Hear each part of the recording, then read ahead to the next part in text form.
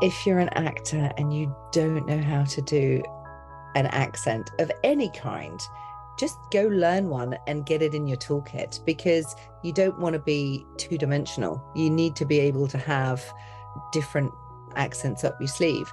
Accents bring flavor and character and difference to something. So get some accents up your sleeve, because being an actor, you can't rely on getting that audition and being able to suddenly knock it out the park the next day, because it ain't going to happen.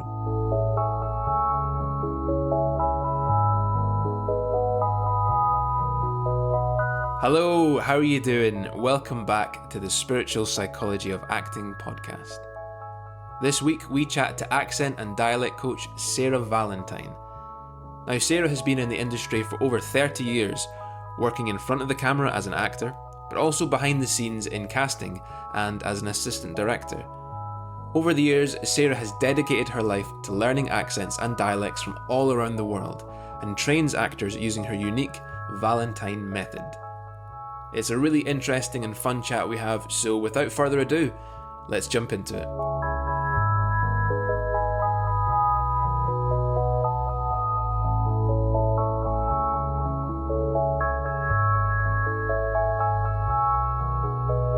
So we're very pleased to welcome to the podcast Sarah Valentine. Thank you so much for coming on the podcast, Sarah. How are you doing today? I'm doing very well. Thank you very much for having me. And how are you today, John? Yeah, great. I'm really excited that we've got Sarah on. I've been listening to some of her accents that she does on her TikTok and Instagram. They're really fantastic. So I'm really looking forward to this episode and chatting with Sarah. Yeah, absolutely. So that everybody knows Actors Accent Coach. Drop me a follow. Yeah, exactly. Yeah, do check out Sarah's Instagram and TikTok. It's a lot of fun. So Sarah, I think it's always nice to get a bit of context for our guests. So to start us off, it'd be nice to know how you first got into acting. Where did the bug come from, and how you got into it professionally? It's funny, actually. I'm listening to your accent. I just want to copy it straight away. I'm just like, oh my God, I love a Scottish accent. So I won't do it the whole time, but it's nice to listen to it. So my acting career. No, I won't do my Scottish accent. So I think I probably was about 6 or 7, and I was watching all the black and white movies, and I was just like, I love that, Ziegfeld Follies, all the dancing, the singing, Gene Kelly, Fred Astaire, all of that. And then my mum was very adamant, you're not going to do any type of acting at all. And I was born in Epsom in Surrey in England, and we all spoke like that.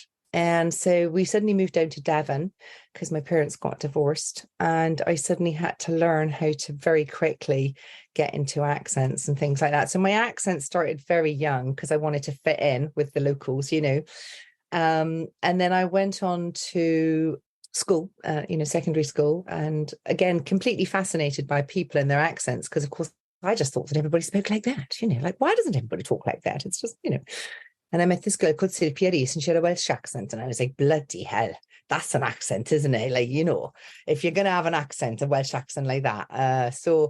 And then, of course, learning all my accents while I was at school. I did drama at school as much as I could, but Mum wouldn't still let me do it. Then finished school, went on to do drama at college, and then found it incredibly difficult to get work as an actor. So moved to London and started to do little bits and pieces here and there. But, life takes over and you've got to earn money. So it was like, I'll start working in film production so that I'm still got my sort of fingers in the pie. Then I went to Bournemouth and Paul Film School so that I could, in my head, I was like, I'll become a film producer and I'll be able to produce movies that I act in. That's why I went and did that. I was like, yeah, that's going to be really easy. So then I went and did that, and then thought, I just don't want to be a producer because I can't be that awful. Because the producers, they're just, you've got to be a certain type of person to be able to produce stuff. And so then went traveling and got an agent, did little bits and pieces here and there, and then moved to New Zealand and did a whole bunch of acting over there as well. And it's just kind of been a long process. I suppose getting full-time acting, who's a full-time actor? unless you're on a soap that you've been lucky enough for a feature, nobody's really a full-time actor, are they? But yeah, no, I've been dipping in and out of acting for probably the last 30 years, really. And yeah, it's a passion for me, but it's very difficult to be an actor, isn't it? Because you can't work all the time, sadly. Well, yeah, but it's great that you've got the job of sort of dialect and accent coach. So you're still in the remit, and you're still flexing your acting muscles, and you're still using your talents and sharing them with other people. When did that start then? So when did you begin coaching actors? Well, obviously throughout my whole life, I'd always done it, but I'd never done it professionally. And then about 15 years ago, I don't know why, but I just kept on getting asked more and more and more. And I was just like, I'm doing this for free and I'm good at it. So I thought I'll write a course and make it as an online course. Initially, I did it in person, and through learning along the way, I realized I couldn't do group sessions with actors because I think everybody hears differently. And so when I'm working with an actor or a group of actors, to give them that one-on-one so that I can really fine-tune what they're trying to say, I found it very overwhelming in a group environment. And then it became too expensive to do it as a single thing. So then I thought, hang on a minute, if I do an online course, then I can help the actor in a one-to-one environment, but pre-recorded videos. And I kind of did it that way. But yeah, no, I've been working with actors on set and in person and online. And you're still learning scripts, and and I think the beauty of being an accent coach is that somebody will send me a script and be like, oh my God, I need to learn an accent immediately. Can you quickly record it for me? So you do get to play as an actor, because you're like, okay, right, so who's this character?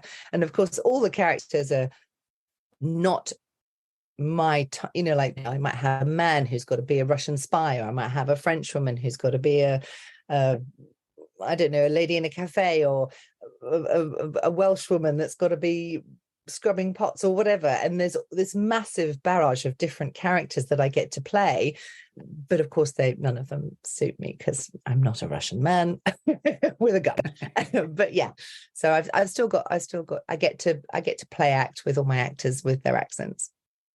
Yeah, I suppose in many ways that the Buffon said that style is the man himself, meaning that we all have an individual style. And so you can have an accent, like a stock accent, but really all that changes when you start to bring character into it. And how much do you think is, in terms of, you teaching dialects and accents, how much of it is sort of technical phonetics and working on particular sounds, and how much of it is getting the feel of the region or the thinking and attitude of the place that person's from? Right. That's a really good question. I think when working with an actor one-to-one on a particular accent, for me, you see, actors are naughty. Actors decide that they're going to learn an accent when they get the audition. And I'm like, what are you doing? Just don't do that. Because, if you haven't got American and you haven't got standard British in your toolkit, you've got to do it. You've just got to get it done. You can't rely on the fact that you're going to be able to do it on the day, because you're just not, unless you're so amazing, which happens probably once in a blue moon. But for me, working with an actor, definitely have American and standard British in your toolkit. People come to me and they're like, I've got to be a Scouser. I've got to be a Cockney. I've got to be from Wales. I've got to be American. I've got to come from the South. I've got to come from all of these different places. And as an example, when I start to do the Australian accent, I'm like, okay, so what we're going to do is you're going to get a big ball of sunshine and you're going to put it in your mouth, right? And then you're going to start chewing around this big ball of sunshine, because I just this is the visualization that I have of this accent. It's big, it's chewy. Australia's big and sunny. So, you've kind of got that visualization to start with that accent. with a Cockney accent, you know, like it's real attitudey, and I start moving my head around a bit, you know what I mean? And my hands are going, and sort of like, you know, East End of London, it's a bit grotty sometimes, and it ain't great weather, and you know, and so there's all these different movements and sort of pieces that have to slot into an accent. And so it's not just the yes, okay, you've got to be able to do your heavy R's and your long L's in your American accent. You've got to be able to lose your THs in a Cockney accent. You know, there's so many different things that you have to do when you're doing a particular accent, but it also depends on where that person's from. There's not one rule for everyone, which is why I came up with my own Valentine method, which is when I'm working with an actor, I have to get into their head. So Jordan, he's Scottish. So like when he's speaking, the way that he moves his mouth already is totally different to somebody who's talking with a British accent, because the interior movement within his mouth is completely different. So then I'm going, right, I have to make a Scottish person speak with an American accent, or I've got to make a Welsh person speak with an American accent, or a Russian person, or a German person. And so I then have to jump inside their mouth and go, right, what are they doing? Why is their sound not coming out right? And so then we create our own language together to be able to get out specific words and sounds and phrases. And then kind of once you've got that ball rolling, the actions, the physicality, and all of that then comes into play. Yeah, I remember hearing an interview once with Emily Watson on the radio, and she said for Angela's Ashes, where she was playing Irish, she just basically, as a child, she'd heard Terry Wogan on the radio when she was getting ready for school, and she just basically did an impression of Terry Wogan, and the director was like, "That's perfect, that's it." So it was more just getting having the feel of a person. Yes. You know, Terry Wogan has a certain warmth and a certain sort of lilt in his accent, and he has there's a real warmth there in that, and there's just that edge of humor in everything that he did, and that will affect the characters. It's really the characters thinking, I suppose. That's what really interests me, is that you have different sort of textures of thinking from 100%. Different places. Yeah. Like you could do a Liverpool accent and you could learn it phonetically, you know, especially, you know, if you try and teach an American a Liverpool accent, you know, they can't do it, because being from Liverpool isn't just an accent, it's a whole state of being, you know. It's a whole 100%. Attitude with a whole history. It's also very specific that, you know, that Americans kind of see the UK and Britain is like one thing, and they have like, there's a British accent. But they just think that there's one British accent. Like, yeah. The different Liverpool and Manchester are geographically right next to each other, but are very different accents. You know, Liverpool's probably closer to like a Belfast than it is to a Manchester, really. And even if you go even further, like we were saying earlier, John, the with Liverpool accent, you can get quite a posh Liverpool. You can get, you know, more working class. It's like there's so many levels just to specific accents. I guess it's all to do with the characters. Yeah, there's posh Scouse, isn't there? There's like there is posh Scouse, yeah, but I don't do posh Scouse. I do like Foche. Let's go have a can of Coke and some chicken. No, I hate that accent, but everybody does it, you know what I mean? Yeah. But yeah, no, I love a Scouse accent. Yeah, you've got to get that going in the back of your throat.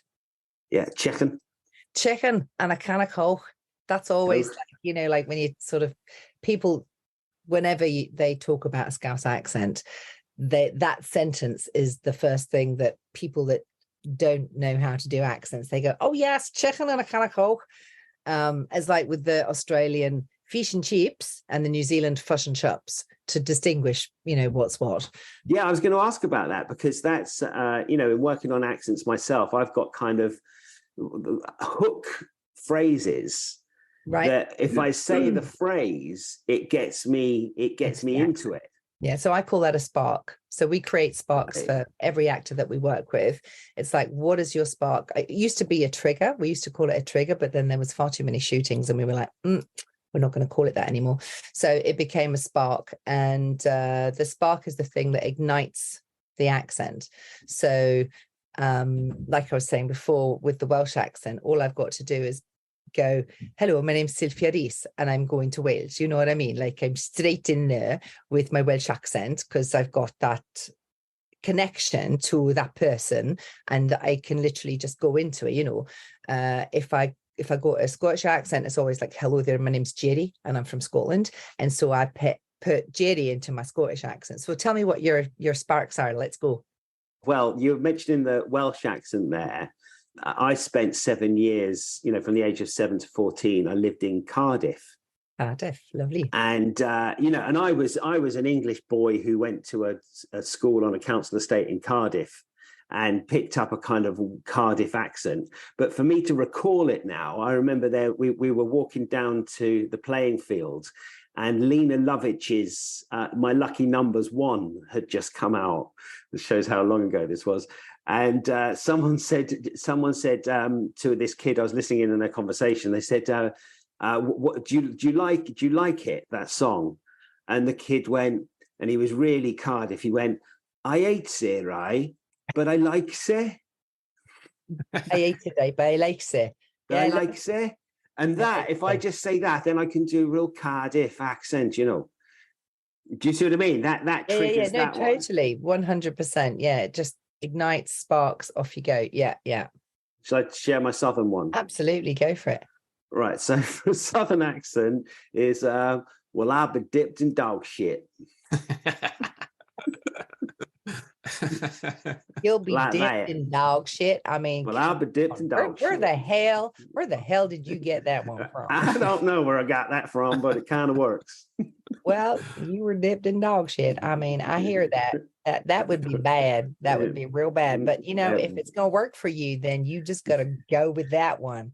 Yeah, but it makes me sound like, you know, Huckleberry Finn or something like that. You know, it could do with a little work. You do need to work out which part of the South you're from. But I like that. That's not too bad at all. Yeah, that's kind of generic South. Yeah. And then when I was on holiday when I was 15, we met with a friend. We met these girls from the Black Country. Oh, Black Country, lovely. And she said, I said something and she went, "Ita, is it?" She said, what? She said, "Ita, is it?" And I went, "What?" She went, "Ita, is it?" I was like, that's like another language. Like, what are you talking about? And she went, "Oh, it isn't, is it?" Oh, it is. And she would say, "Ita, is it?" So if I say "Ita, is it?" then I can get a Black Country accent. Ita, is it? Ita, is it? Means, oh, it isn't, is it? So it means Ita, is it? Means it isn't, is it? It's like ironic. It's like, oh, the sky is blue. Oh, Ita, is it? Is it? Oh, that's interesting. I've written that one down. I quite like that one. Ita, is it? And then for Belfast, because my daughter was in the ferryman at the Royal Court, and she had never been to Northern Ireland, but she actually learned, you know, she's got a real ear for accents. And one of the things that really helped her was the words parashar. A parashar. Parashar. A parashar. Yeah. Parashar. Yeah, I when I do that, I say Dr. Ian Paisley. I don't know why. It's always Dr. Ian Paisley, and I'm straight on. Right, but then you end up shouting. Yes. Yeah. I was in Belfast earlier this year, and because I'd been working on a Belfast accent for a few months, I was there with my wife, and I ended up just becoming a character, this person from Belfast. It was driving her insane by the end of the holiday because it was just because I was surrounded by the accent. It's just like it felt so natural to slip into it because it's like you say, it's that you kind of took on the character. It's like it was kind of felt like it was just enveloping. I mean, when I'm in places, you know, like when I'm down in London, I literally can't help myself. I'm like, all right, darling, how's it going there? I'll have a cup of tea, thanks. I just have to play. I just, you know, if I'd love to go to Ireland, because I would do exactly the same. I need to go to Ireland because I want to. I've never been. So my accents are literally from watching people and listening to people and characters and people that I've got to know over the years. So yeah, to actually go there would be amazing. Yeah, like Scotland and England, there are a whole variety of accents. Drive 20 minutes and you've got another one. Yeah. And that I wonder as well, how much does that sort of, you know, as well as the just the psychology of the area, how that affects the sound or the demography of the area. 100%. Yeah. But also the landscape, Mm-hmm. because, you know, like with a Welsh accent from the valleys, it kind of goes up and down like that, doesn't it? It and does. I wonder if that's like the landscape is going up and down. I don't know. I was just thinking, like, for a Devonshire accent, I don't know. Maybe I can't think how an accent would do that. But I get what you're saying. I with a Welsh accent, yeah, it is a bit like up and down, like in the valleys and up in the hill, like. Yeah, I mean, I certainly do agree that time and place and circumstance and environment definitely has something to do with an accent. Like, the majority of stuff that I do, and I'm always when I'm working with a director, I want to know where they want these people to come from. And I get slightly frustrated. I shouldn't probably say this because I'll probably never work again. But I want them to be specific. It's like, we'd like this person to be Scottish. And it's like, okay, cool. Which part of Scotland? No, just Scottish. I mean, Americans tend to do that. We just want a Scottish accent. So, like, you want something that's like this. And they're like, yeah, exactly like that. And it's like, but, you know, the people watching, especially the Scottish people, they're going to be like, what the fuck is that? Because it's just a television Scottish accent, which of course I have to teach, because, you know, you've got to be understood when they're watching. I mean, you know, like, if you think back 10 years, there was hardly any British people in American films because Americans couldn't understand what British people were saying. You know, I remember, not 10 years, probably 20 years ago, actually, because I'm a bit older now if I think back. But I remember being in LA in 97 and going into a coffee shop and asking, could I get a glass of tap water? And they were like, I'm really sorry, ma'am, we don't do that. And I'm like, I beg your pardon? You don't do tap water? And they're like, no, I'm sorry. I don't know. Like, what is that? And I'm like, could I get a glass of water from the faucet? And she was like, oh my God, are you kidding me? Like, you want a glass of water from the faucet? That's what that meant. And I was like, yeah, a glass of tap water is a glass of water from the faucet. And, you know, the world was much smaller and the accents were, you know, I mean, now, of course, British accents are in films all the time in America. And certainly being a British person in America, I was immediately far more intelligent than I am in real life, just because of the way that I spoke. You know, British people in America are just like, well, they were, probably not so much now, but the illusion's wearing off. Yeah. Well, yeah, the illusion. But that is interesting, though, because you get stories of, even more recently, Kenneth Branagh's Belfast, some countries needing subtitles for that. You know, or even something, I guess, like Train Spotting in the 90s became this cultural phenomenon. Yeah. There's even dialect in there that's quite kind of specific to Edinburgh.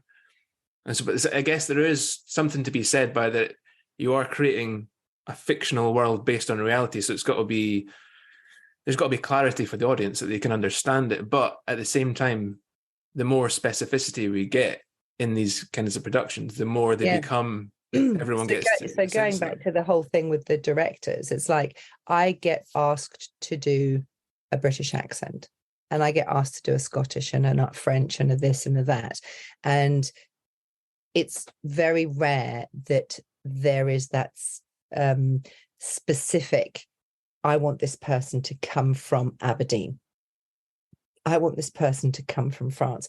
Like, I got something the other day and it's like, this person has to come from Auburn. And I was like, oh God. Oh, right. Okay. And then trying to find people that come from Auburn, I was just like, where the fuck is Auburn? But, you know, I loved it because I was like suddenly stretched, because now I've got to like work out what this accent is, how people sound from this town. What is this town? What are the people like in this town? You know, some things that I would do is like call the local library, call the local post office, call the local shops, you know, put in a phone call and chat to somebody in that town, listen to local radio. You know, when I'm having to do research, I've suddenly got to go very quickly and be able to build a person and build a character and build an accent, and it needs to be 100% right. And I wish that directors would be more specific so that I can get them exactly what they want. Like I want somebody to be able to look at that and be like, oh my God, they're from Oban in Scotland. They're not just like doing whatever they're doing. Yeah. I wonder as well, people are naturally good at accents. And in the same way as you get like, with a minor bird or a parrot, they must have that part of the brain. There must be part, if you've got in terms of the brain of what's going on there, that's particularly well evolved or developed. And I wonder with accents that, actors that naturally take to accents, I wonder, is there a part of the brain that's developed? Because you get some people and you get some actors that just go, I'm rubbish at accents. Do you know what I mean? They just go, I can't do accents. And I wonder whether it's how much do you think is it an innate ability to do accents, and how much is it learning? I think that people who sing are very good at accents. People who sing, they understand melody, and they're already moving the interior of their mouths and getting it. I think that British people are far better at accents than American people, because we're brought up with a plethora of accents from when we're very little, and there's just so much, you drive 20 minutes and you're like, what did that person say? I mean, I remember when we moved to Devon, and the neighbour came round to help my mum with the garden. He said, right, I'm going to go down there, I'm just going to go get in daddy's, and then I'm going to do that. And my mum was like, Sarah, I need you to translate. I have literally no idea what this person is saying. Have you ever had a situation where you've had an actor needs to learn an accent and it's just been impossible? Because they don't have the feel for it, that even if you can break down the sounds of each word and record it for them, they're still unable to authentically produce the accent. Have you ever had that situation? Well, I am able to get people to do it. It's very rare that I can't help an actor sound right. Some take a lot longer than others. It's trying to get the person to understand what's going on inside their mouth. I kind of do a lot of visualizations with people who are really struggling with accents. Particularly people who are speaking English as a second language, Spanish, Russian, Chinese, Indian, just in terms of how they speak their natural language, how the interior of their mouth moves is completely alien to what we're trying to produce. So I work with a lot of professionals on accent reduction. So doctors, dentists, lawyers who want to work in British and American markets. And so what I would do in that instance, just as an example, is that I would get them to send me 20 to 30 sentences that they use in day-to-day life. So when you're dealing with doctors, you're talking about, we were talking about body parts. I didn't even know how to say half these body parts. I was like Googling like duodenum and all of these different words. And then with lawyers and all the technical speak that goes on with lawyers, and then with dentists and crowns and fillings and all of this sort of stuff. So they've got these sentences that obviously they need to be able to say in their day-to-day life so that they're understood. And it can take a bit of time with somebody whose their second language is English, and teaching them how to retrain the interior of their mouth. Because, I mean, I do an hour session, and I usually, if it's a one-to-one Zoom, I would normally deduct 15 minutes from the session just to do an accent recording of their sentences prior to, because after 45 minutes, they're tired and their mouths are sore, and sometimes you can be stuck on. I was working with a Spanish lady the other day, and for Spanish, you have this rolling of the R, like when you're talking, they roll this sound, and it's very, they do this with their tongues, and trying to just get her to stop her happening to just say the word Roger. No, You just raw. It's forward in the mouth. It's forward in the mouth. And she's like, Roger. And I'm just like, oh my God. And like rabbit. No, we're going to stop the tongue moving, to stop the tongue moving. And so you're literally spending a time to just go, right, open your mouth. And you're literally going through the whole process of recreating new sounds. Do you know when someone can't pronounce their R's? Yes, I do know when people can't pronounce their R's. Yes. Obviously, you wouldn't get, I bet there's not many Spaniards that can't pronounce their R's because it's so much in there. But it makes me wonder how much like that is learnt behavior. Oh, it's learned from when they're little. Yeah. Yeah. It's like, are you going to play with your wabbit? Yeah. And then they don't learn to form those sounds because their parents talk to them in a cutesy way. Do you think that's? Well, there are also, I have a friend, won't name names, and it drives me nuts because she speaks in a contemporary RP accent, but then instead of saying something, she'll say something and free. So she'll say, yeah, there was these 3 pieces of chicken and there was something on it. And it's like, there's 3 pieces of chicken and there was something on it. Like, why is it just on the TH that you change it to a F? And she's like, well, I just like the way it sounds. Well, I think it's cultural and it's to do with purposes. Like I used to live in Battersea when on Northcote Road in Battersea, it used to be, market. It was like Barrow Boys. Yeah. I used to live in Battersea. Back in the early 90s. And, I went to drama school and we learned to speak properly. Yes. And then I would go, when I'd go down the market, I'd be like, all right, mate, I'll have some of them bananas. And it's like I'm a completely new person. But that's to do with wanting to belong. Do you see what I mean? It's wanting to belong with those people. You start to sound like them. It could be someone in their life that they admire or that they really like spending time with who does that, and they've maybe just even subconsciously picked up on it because it's they want to be like that person. They want, like you say, you want to belong with them. Yeah, definitely. And then you get accents that are a mixture. I remember hearing once that if you took a scoop of Dublin and you put a scoop of Lancashire in a blender, you'd get a Scouse accent. I'd have to have a think about that. Scoop of Dublin and a scoop of Lancashire. Scouse. I don't know. I'd have to have a play with it. And I was going to say in South London, it's like, like even like the white boys, they're talking like that. You know what I'm saying? Oh yeah. Do you get me, man? That's constantly changing, isn't it? That's something I was interested in. Estuary English, sort of Afro-Caribbean sound is now coming out of white boys' faces, and it's very weird. I was just watching Love Island, and there was a couple of characters on there that had that real wide boy sort of accent going on, and it's a mixture of like Roadman, which is an accent which I wish I could do. I need to spend some time and learn how to do that accent because I do love the sound of it, and that sort of African white person thing going on. I think it's that might be that. It's also it's a Jamaican influence, isn't it? So if you were to get a scoop of South London and you were to get a scoop of Jamaican and put them, then you get that. You know what I'm saying? Yeah.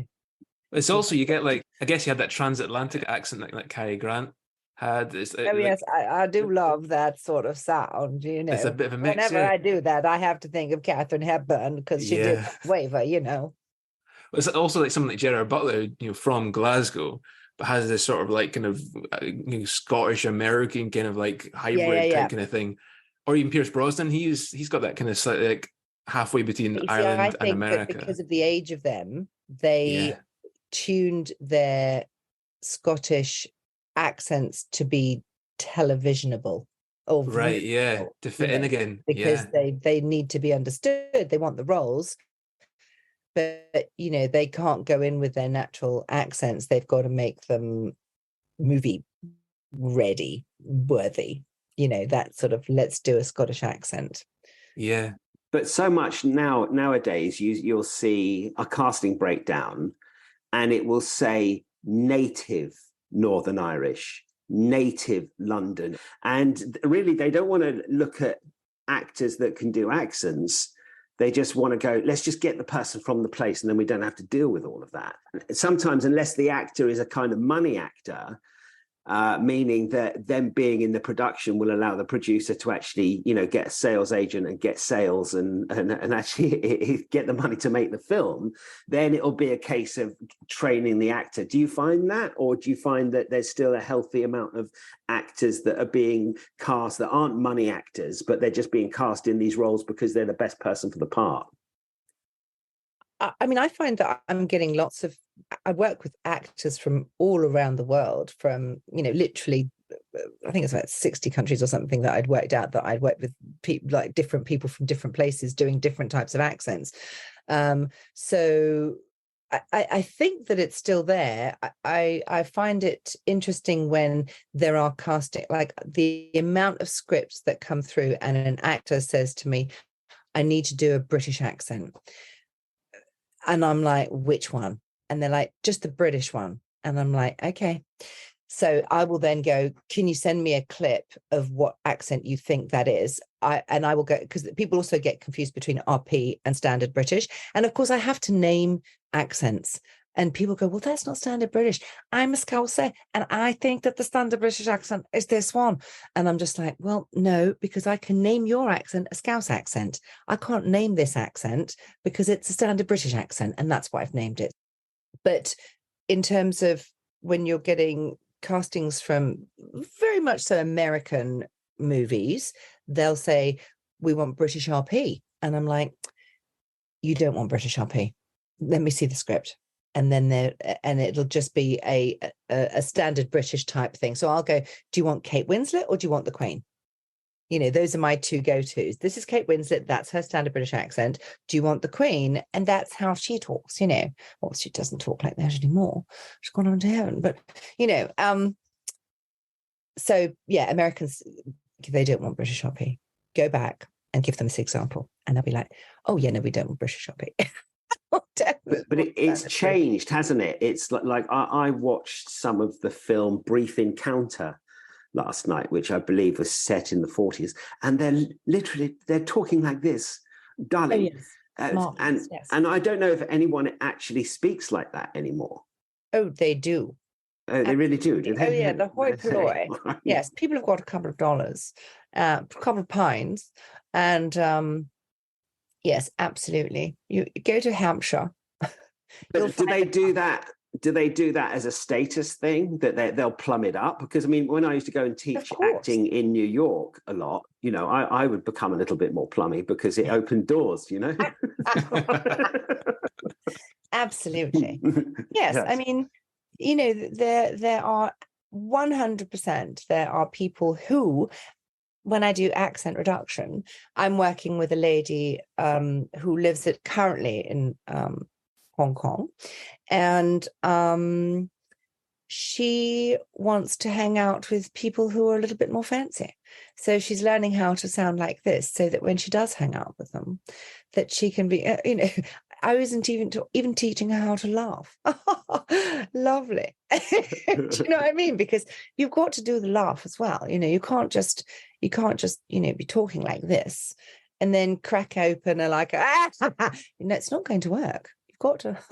It's so interesting because when you talk like that, it sounds like, there's a pinch in the nose. Absolutely. But at the same time, you need the you look at Joanna Lumley. I mean, come on, she still talks like that, doesn't she? Yeah. She's got that big old sexy thing going on with her voice. I find it more throaty than nasally. I find it very sort of, throaty rather than stuck into my nose. Here's a nasally one. It's like Manchester. My hook one for Manchester is on one top, one sorted, mad for it. On one sort, one mad for it, mad for it, and that's like mad right up in the nose, isn't it? It's like really pushed up there, like. Yeah. Frank Sidebottom, yeah.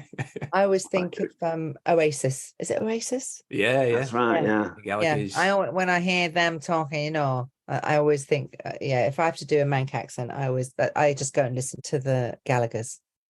Do you find, Sarah, as well, that you're having to kind of keep up with the way accents are evolving. Like we said, like, that whole kind of Jamaican the influence roadman, is constantly changing, the isn't it? How do you keep on top English. of that? Yeah. Well, so the accents that I teach are the accents that are popular, and those are the accents that I've learned. So as something comes about, I'll be like, oh gosh, okay, right now I've got to learn how to do this accent. So I literally sit with a core 26 accents. That's my core. And then, like with the Auburn thing the other day, I was just like, oh, somebody shoot me. Now I've got to suddenly go and do that. So, I did that. It turned out that I didn't have to be that Auburnish. But anyway, so if somebody said, I've got a movie, I need to sound like a roadman, I would then spend months studying that, learning that, and then I'd add that to my toolkit. But yeah, so unless it's very popular, I just don't have the time to learn it. At the moment, it's just too difficult to suddenly go, okay, I'm going to do a new accent. I mean, obviously, if a director contacted me and said, right, we're doing a film, it's going to be shot in the South, we need a Texas, we need an Appalachian, we need a this, we need a that, I'd literally go to the States, I'd nut it out, get it all done and be like, yep, sweet, no problem, I've got that for you. Because of course you get paid, you get to go, you get to do the things, and you've got to be able to do a good job. So I don't mind doing that. There's a way of saving yourself the airfare. And when we did some scenes from the play Killer Joe in the showcase last year. And what I got the actors to do was to find a Dallas radio station and just start listening to a Dallas radio station. Listen to radio, yeah. And just have it on in the background, hear their news until they started to pick up. Because again, it's not just the sound, it's the feel of it. Oh, 100%, yeah. And Sarah, if you say, like, saying like it's great for actors to master accents, especially if they've not got a part coming up. Say that an actor does get an audition, and it's an audition they're not really comfortable with, or they haven't really worked on at all. What would you say the best ways to prepare for the audition? Considering the time is just far too short to master. Maybe you've got a week. Yeah, so I would say 80% of actors will wait until the audition comes, and then they'll shit themselves and be like, Really? oh my God. So they'll contact me and they'll be like, I've got to sound like American. I've got to be able to do this right now. And I'm like, well, how much time have you got? And they're like, it's tomorrow. or it's in a week, or it's in 2 weeks, or, whatever. And so depending on obviously how much money they've got and how much time they want to spend on it, I would either do an accent recording, which I think I charge $49 for. I'll record the accent for them and I'll send it to them within 24 hours. So then they've got me in their ear. I do 3 sets of recordings. I do singles where I'll literally say a word, leave a space, say a word, leave a space. I'll then do just their lines so that then they've got their lines. I try to do the lines in as neutral way as possible. But the trouble is that you need to have a level of intonation in the delivery, because every accent changes, like in terms of, if you've seen my videos where I just say one sentence, depending on the accent, the sentence does change depending on where you're from. So if I was to say, can I have a glass of water? Can I have a glass of water? It's very different. I'd like a glass of water. And so in terms of when you're recording accents, you need to kind of go, okay, so I can do singles where I'm just saying one word at a time. But then even with singles, once you move to the sentence, say, for example, with an American accent, I want to go to the bathroom. You wouldn't say, I want to go to the bathroom. You'd say, I want to go to the bathroom. It becomes like one word effectively. So then you've got, in terms of that rhythm, you're taking out the T's, you're changing a T to a D, you're switching it up quite a lot. And then, of course, the third recording that I do is all lines together. So then I'll do all the different characters in the scene, potentially in different accents, so they know where they are in the scene. And then that's where it kind of all comes together. But then again, I still want the actor to put their flavor to it, their rhythm to it, their meaning to it, their feeling to it. And so if the actor's got time, I would, in a one-to-one Zoom call, which is $135 at the moment. If you're watching this, double check on my website. I would then do that recording for them prior, I would send it to them, they could work on it, and then we spend 45 minutes on what I call fix-ups. So then we're really fine-tuning all of those sounds, and we're really making it just sound really, really good.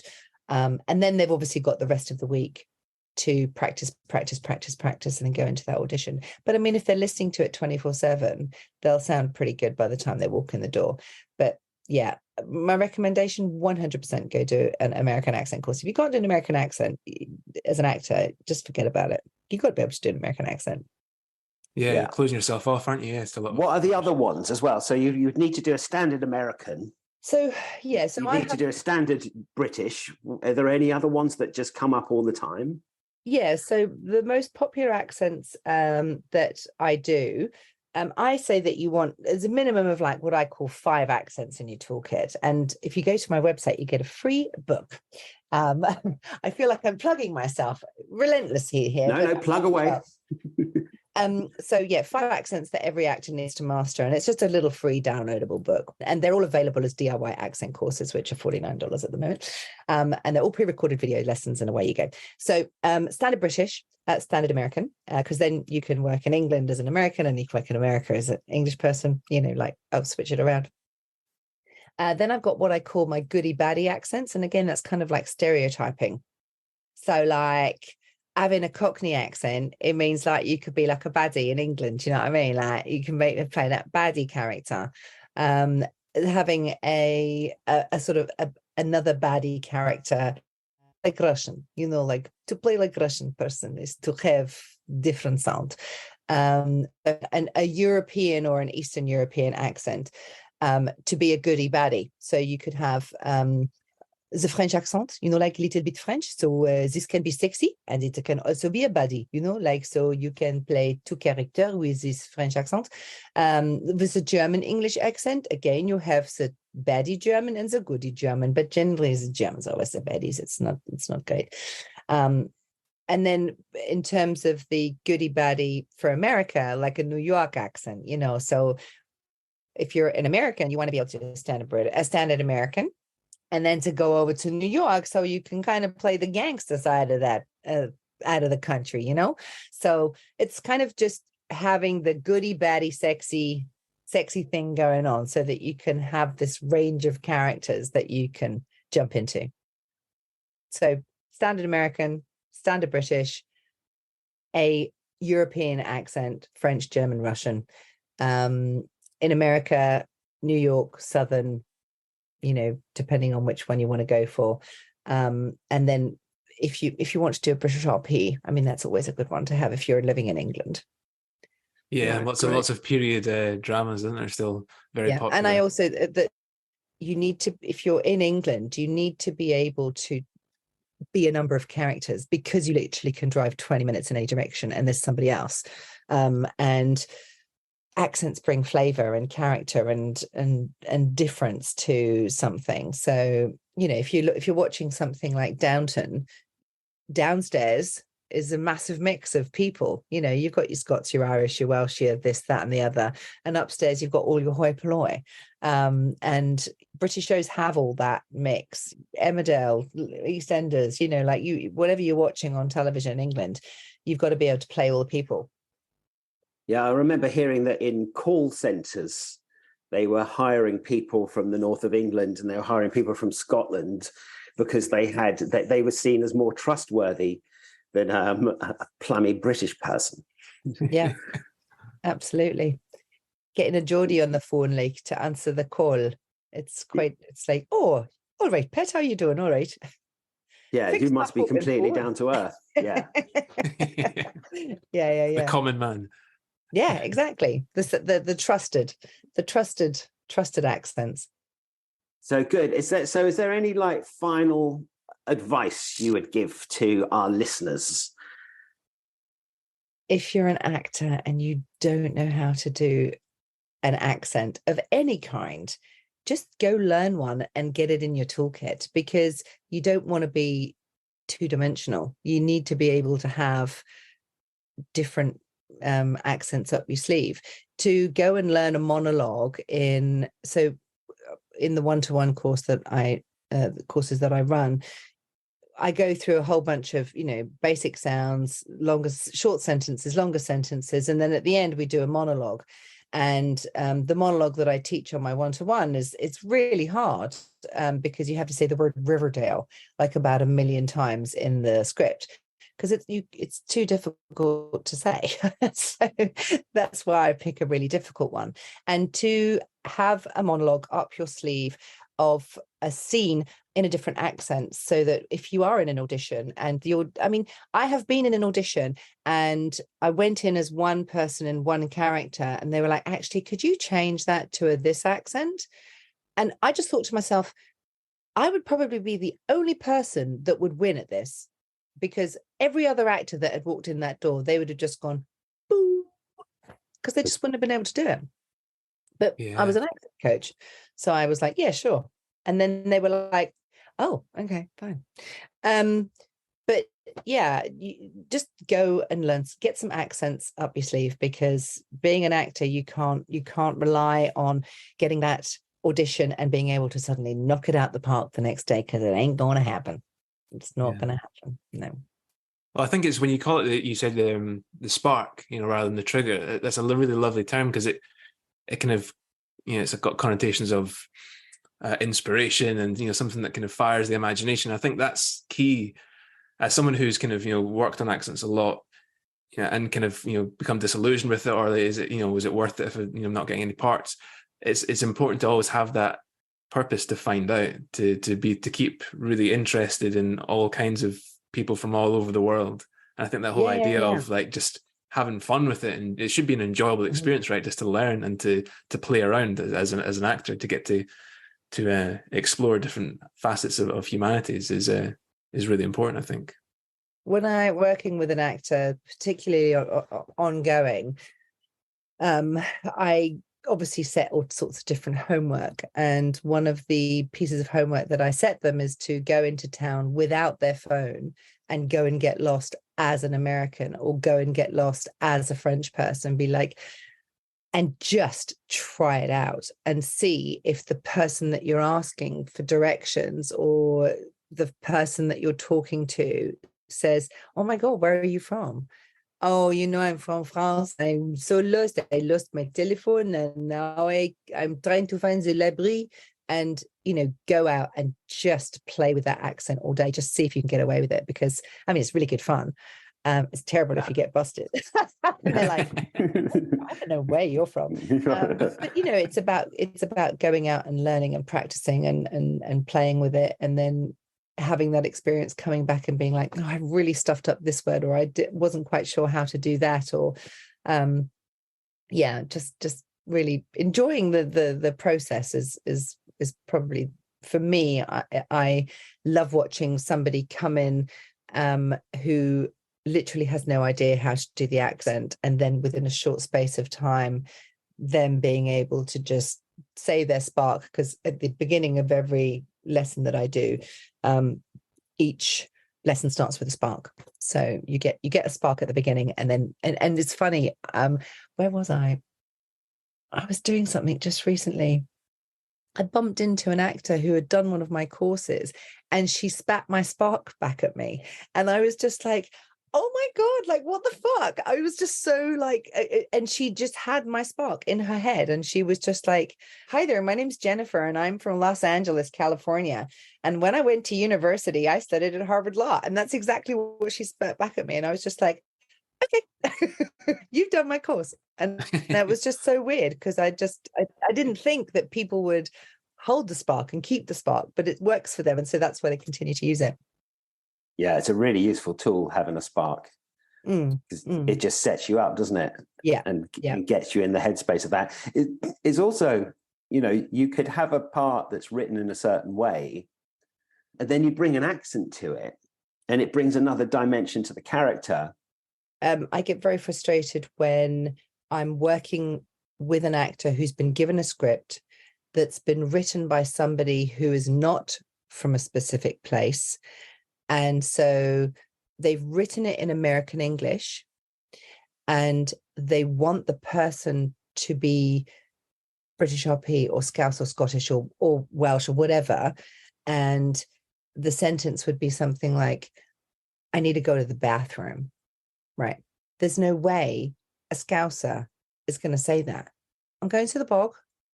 Do you know what I mean? Or I need the loo. Or take a slash. And take a slash. Yeah. But you see, the person that's written it isn't from the place. They don't know. And so the amount of times that I'll be working with an actor, I'm like, would your director be open to changing this sentence?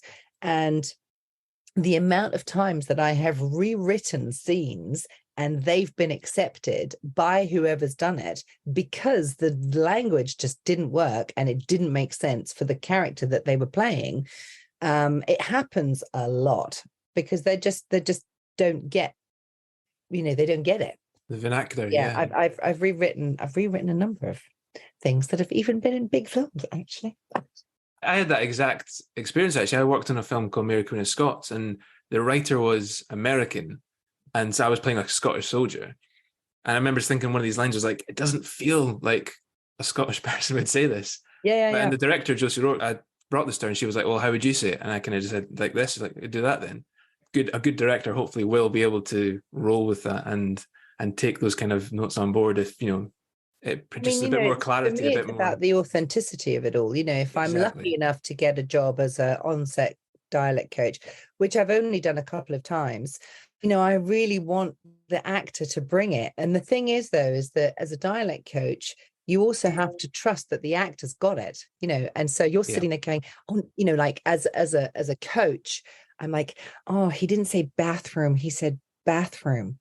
But like to me, I'm like, oh, it's just the tiniest difference in sound, but I need it to be this one. But it's like, Sarah, trust the actor, like you've got to stand back and just let them go with it. But in terms from an authenticity perspective, if the person has to be Appalachian, I want the actor to be like, oh my God, I've just 100% got this. She's got me. I know she's got me. And I can just go to her and be like, how do I say this word again? And then quickly jump back into the scene and got it. And then the director can trust me that I've done my bit, they've done their bit, and then between the three of us we get the perfect gig, But you've got to be very lucky to get a director that would just be like, yeah, okay, change it. Because of course they've got their vision and their way of wanting to do stuff. Yeah, I justify that as a director. I justify that, and I say, well, the writer is the writer of the written play, the author of the play, but the director is the author of the production. Yeah. So I just give myself the license. If a word needs changing here and there, we don't make a big deal of it, but it just flows better with a change of a word. We just do it. Sorry, writers. Yeah, absolutely. You've just got to go with it. Well, it's collaboration, isn't it? It's all people can't stick too closely to their egos and their specific jobs. If everyone bands together and for the good of the production, I think the best can come out of it. Absolutely. Yeah.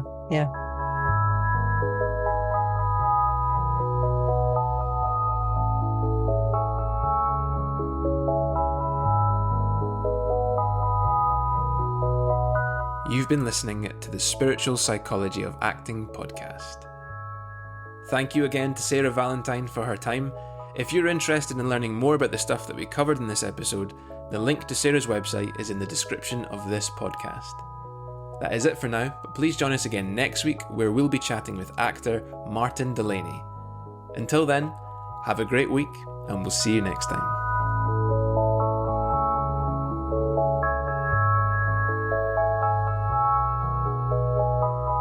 Thank you to Charlie Robinson, she helps with the video editing and artwork for this podcast, and to Omid 16B for providing the music.